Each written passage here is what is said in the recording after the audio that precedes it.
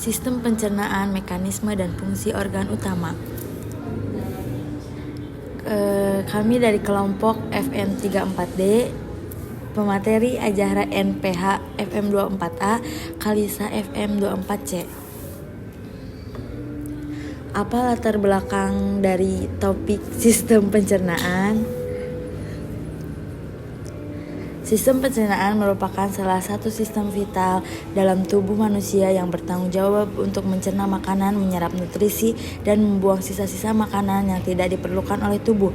Pemahaman mengenai mekanisme dan fungsi organ-organ utama dalam sistem pencernaan sangat penting dalam bidang anatomi dan fisiologi manusia karena menjadi dasar untuk memahami proses metabolisme, kesehatan tubuh secara keseluruhan, serta kaitannya dengan penyakit-penyakit yang dapat mempengaruhi sistem ini, seperti gangguan pencernaan, malnutrisi, dan penyakit kronis, serta gastritis atau kanker usus. Topik ini menjadi dalam studi anatomi fisiologi karena memberikan wawasan tentang bagaimana tubuh bekerja untuk mempertahankan homeostatis melalui pemrosesan makanan, mulai dari konsumsi pencernaan hingga ekskresi. Selain itu, pengetahuan ini relevan dalam bidang kesehatan seperti kedokteran, nutrisi, dan farmasi karena membantu memahami bagaimana makanan dan obat-obatan diproses dalam tubuh. Seberapa penting topik ini?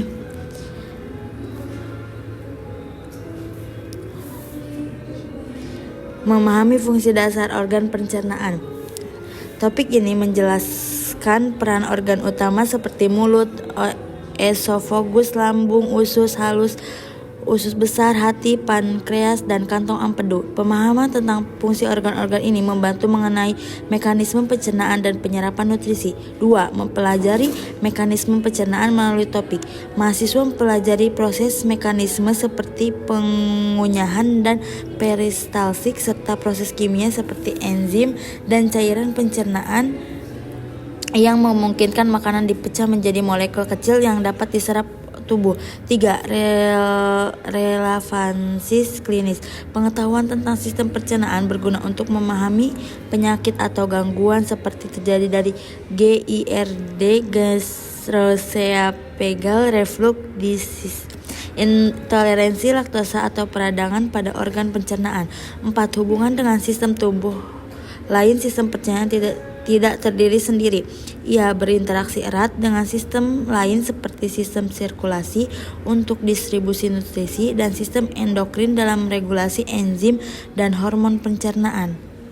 5. Dasar untuk pemahaman umum kesehatan. Mahasiswa yang mempelajari topik ini mendapatkan pengetahuan fundamental yang menjadi dasar dalam ilmu biomedis, kedokteran, gizi, dan terapi. Dengan memahami mekanisme dan fungsi organ utama dalam sistem pencernaan, mahasiswa dapat mengaplikasikan pengetahuan ini dalam konteks yang lebih luas seperti menjaga kesehatan tubuh, melakukan pencegahan penyakit, dan meningkatkan kualitas hidup individu. Selanjutnya adalah cara sistem pencernaan bekerja. Nah, di sini ditampilkan dua anak yang sedang memakan.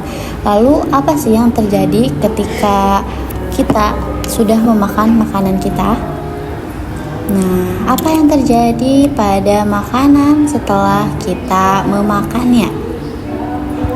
Setelah kita memakan makanan, tentu ada mekanisme yang terjadi di dalam tubuh kita. Nah, pertama, perjalanan makanan kita dimulai di mulut. Saat kita makan, gigi kita merobek dan memecah makanan menjadi potongan-potongan yang lebih kecil. Air liur kita mulai memecah makanan dan mengubahnya menjadi campuran makanan dan cairan pencernaan yang berbentuk seperti bola. Air liur juga melembabkan makanan sehingga lebih mudah ditelan. Lalu setelah itu akan sampai pada kerongkongan. Nah, ini adalah tabungan berongga yang menghubungkan mulut ke lambung kita. Setelah kita menelan, makanan kita bergerak di dalam tabung berongga ini dan mendapatkan tekanan yang kuat.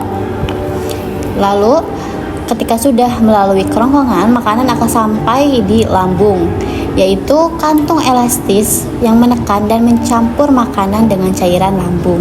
Lambung juga memiliki fungsi sebagai pencerna makanan secara mekanis dengan kontraksi otot lambung dan kimiawi dengan bantuan enzim dan asam lambung. Selain itu, lambung juga menghasilkan asam klorida untuk membunuh bakteri dan mengaktifkan enzim pepsin, serta mengubah makanan menjadi bubur makanan sebelum masuk ke usus kecil. Lalu, ketika campuran mirip bola berubah menjadi cairan berbusa, cairan tersebut masuk ke usus. Nah, usus ini memiliki dua bagian, ada usus kecil dan usus besar.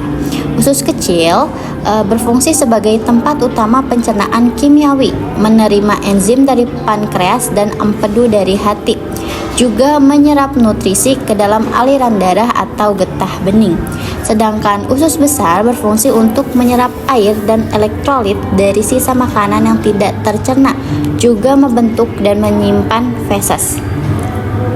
Nah, makanan kita ketika semakin dipecah di usus kecil dan tubuh kita menyerap semua nutrisi darinya.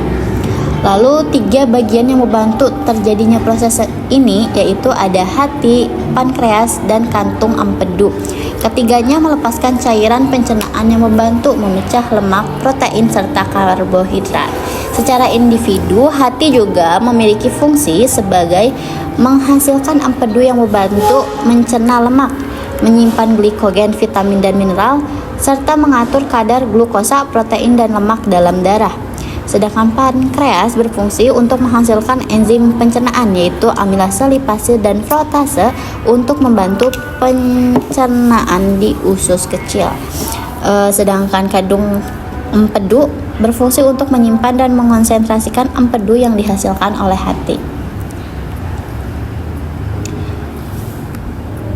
Nah, kemudian sampai di usus besar. Usus besar ini kemudian mengambil semua kandungan air dari apapun yang tersisa dari makanan kita. Hasilnya adalah massa padat yang disebut tinja atau feses.